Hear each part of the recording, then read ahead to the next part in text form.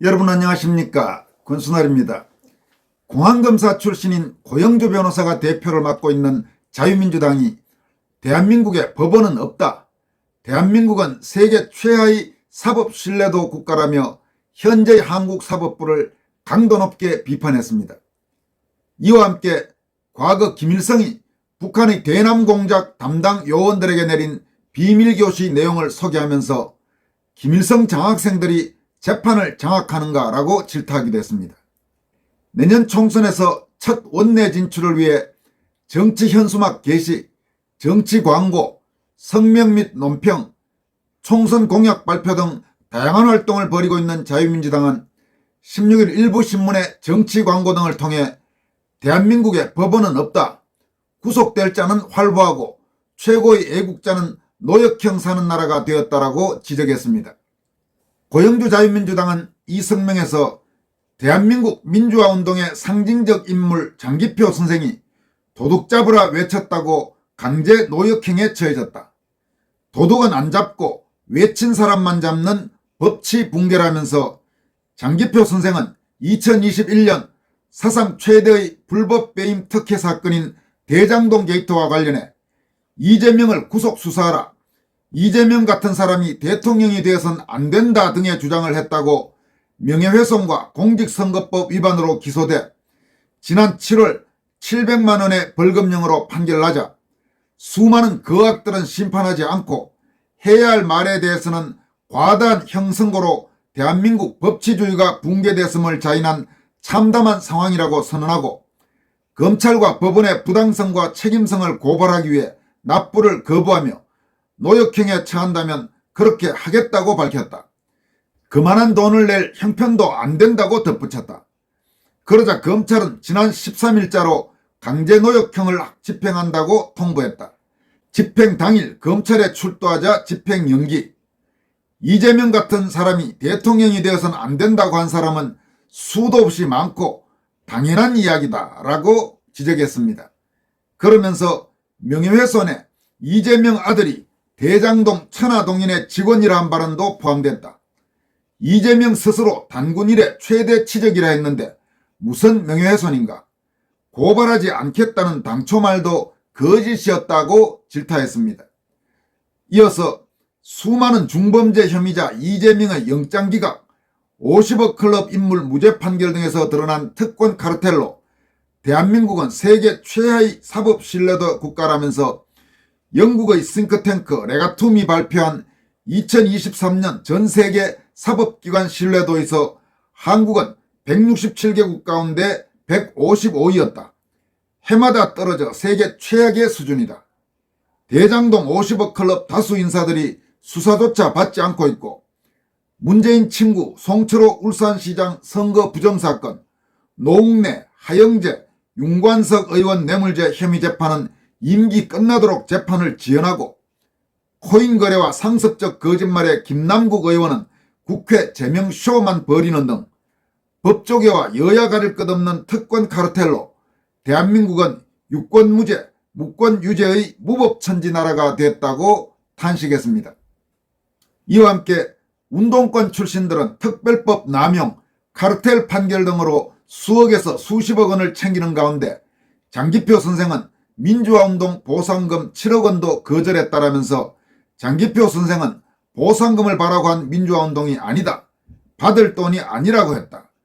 그러나 난민전 사건 보상금 13억 원, 더불어민주당 이하경 의원, 인혁당 사건 관련자 보상금 28억 3천만 원 등 민주화 독점 내지는 위장을 한 자들의 국고 약탈적 행태가 넘쳐난다고 규탄했습니다. 자유민주당은 나라 법치가 총체적으로 무너져 있다, 그에 따른 미래가 암담하다면서 자유민주당은 국회의원의 불체포 특권 등 모든 특권 포기, 국회의원 세비 절반 국고 반납, 의원 보좌관 절반만 기용 등을 현행 국회 제도와 관계없이 스스로 실천할 것이다. 내년 총선 제1호 공약이다. 이렇게 되면 정치개혁과 국회개혁은 자동적으로 이루어질 것이라고 강조했습니다. 자유민주당은 며칠 전에는 역시 정치 광고 등을 통해서 김일성 장학생들이 재판을 장악하는가, 체제 전쟁이다. 검찰은 이재명 문재인을 결사 처단하라고 촉구했습니다. 자유민주당은 윤석열 대통령은 공산 전체주의와 여론조작 왜곡의 반국가 세력이 활개치고 있다고 밝혔다. 검찰은 체제전쟁의 최후보루로서 이재명부터 조속 처단하라고 강조했습니다. 그러면서 김일성의 한국 내 장학생 양성 및 재판 대응 비밀교시라는 제목을 통해서 1973년과 1968년 김일성이 밝혔다고 하는 내용을 소개하고 있습니다. 먼저 1973년 4월 김일성은 대남공작 담당 요원들에게 내린 비밀교시를 통해서 남조선에선 고등고시에 합격되면 행정부 사법부에도 얼마든지 파고 들어갈 수 있다. 머리 좋고 똑똑한 아이들은 데모에 내몰지 말고 고시 준비를 시키도록 하라. 10명을 준비시켜 1명만 합격해도 목적은 달성된다. 각급 지하당 조직들은 대상을 잘 선발해 그들이 공부에만 전념할 수 있도록 물심양면으로 적극 지원하라라고 지시했습니다. 김일성은 또 1968년 12월 대남공작원들과의 담화에서도 남조선에서 판사, 변호사, 농간에 의해 사건이 뒤집히는 예가 허다하다. 중대사건일수록 법조계, 종교계, 언론계의 조직망을 총동원하여 사회적인 여론을 조성하고 사면팔방으로 역공을 펼쳐야 한다. 우리 혁명가들이 불가피하게 체포됐을 땐 우선 모든 증거를 인멸시키고 유력한 변호사를 금품으로 매수해서 내세워야 한다. 법정에 나서게 되면 예심 과정에 있었던 진술 내용도 모두 번복시켜야 한다. 판검사가 물으면 고문에 못 이겨 진술했던 것이라고 끝까지 버텨야 한다고 밝혔습니다. 여러분, 지금 이 김일성이 1968년에 대남공작원들과의 담화에서 지시했다는 내용 들으면 섬뜩하지 않습니까? 한국에서 실제로 많이 본 행태들 아닙니까? 그러니까 판사, 변호사, 농간에 의해 사건이 뒤집히는 애가 허다하다. 최근에만도 좌익 세력에 대한 판사들의 아주 이상한 판결 혹은 영장기각, 이런 일들이 비일비재하죠. 반면 반좌파, 우파 성향 인사들에 대해서는 아주 조그만 것만 해도 중형을 선고하고 그런 일들도 비일비재했죠. 소위 말해서 좌익은 솜방망이, 우익은 쇠방망이, 이런 현상이 한국에서 비일비재하게 나타났는데 김일성이 이미 1968년에 이야기한 이런 이야기들이 실제로 한국에서 상당 부분 현실화가 됐다는 것을 우리는 어떻게 봐야 할까요? 그리고 김일성이 김일성 장학생들을 길러서 판검사 시키고 혹은 행정고시 시켜서 보내라, 이런 일들이 없었다고 과연 우리는 자신할 수 있을까요? 실제로 상당수 판사들 중에 뭔가 이상한 사람이 꽤 있죠. 또 변호사들 중에도 저거는 도저히 이상하다는 그런 사람들도 상당수 있죠. 상당히 섬뜩한 일입니다. 정말 만약에 나중에 남북 통일이 돼서 북한에 있는 한국 내의 종북 세력들, 북한의 사실상 간첩 세력들 전모가 밝혀진다면 정말 깜짝 우리가 놀랄 만한 이름들이 줄줄이 나오는 것은 아닌지 그런 생각을 하게 됩니다. 자유민주당은 또 거물간첩 김용규의 다음과 같은 증언도 밝혔습니다. 김일성 교시로 김일성 장학금으로 서울에 고시원 10군데 만들어 한 군데서 1년 평균 6명씩 10곳에서 60명씩 사법고시를 합격시켰다. 1980년경에서 2010년경 30년 동안 서울에서만 1800명의 김일성 장학생 합격자가 나왔다. 이게 바로 거물간첩 김용규가 직접 증언한 내용이라고 합니다. 참으로 섬뜩한 일이 아닐 수 없습니다. 자유민주당은 이렇게 김일성 장학생 사례부터 소개한 뒤에 간첩들이 줄줄이 석방되고 있다. 재판 지연에 의해서다. 김일성 장학생 또는 동조자가 아니면 해석되기 어렵다면서 북한 지령 수령이 확인된 창원, 청주, 제주 간첩단, 민주노총 침투 간첩단 등의 간첩 피고인들이 재판 지연으로 줄줄이 석방되고 있다. 재판부와 수십 명의 민변 변호사들이 달라붙어 지연 합작에 의한 1심 구속기한 만료로 간첩 피고인들이 거리를 활보하고 간첩단들 간에 정보교환까지 하고 있다. 판사들과 민변은 반대한민국 인물들인가 라고 질타했습니다. 이어서 이재명 구속영장을 기각한 유창훈 판사는 구속 관련 법규를 정면 위배했다. 김일성 장학생 또는 협력자인가라면서 유창훈 판사는 위정교사 등 범죄 다수를 인정하면서도 영장을 기각했다. 증거인멸의 우려시 구속하게 돼 있는 형사소송법과 대법원 예규를 정면 위배했다. 단순한 판사의 재량행위가 아니다라면서 의문을 표시했습니다. 이어서 이재명은 북한 공작금 수수가 확인된다. 문재인의 대학 4년 장학금, 박원순의 사시 아는 문제만 출제 고백도 의혹이다라면서 이재명과 친형 이재선의 통화 내용, 형이 공작금 줬지, 김일성한테 1만 달러 받으면 공작금이다, 구속돼, 이렇게 말하니까 이재명이 시끄러 이 병신아라고 2022년 3월 11일 유튜버 더 프리덤 앤더 라이프에서 보도했다. 문재인은 경희대 4년 장학금을 받았다. 박원순은 사법시험에서 아는 문제만 출제됐다고 밝힌 편지가 있다. 그래서 김일성 장학생들 간의 시험 문제, 사전 입수 의혹도 나온다라고 비판했습니다. 자유민주당은 또 김일성 장학금에 의한 사법시험 합격자가 김용규 정은에 따르면 2010년까지 서울에서만 1,800명이다.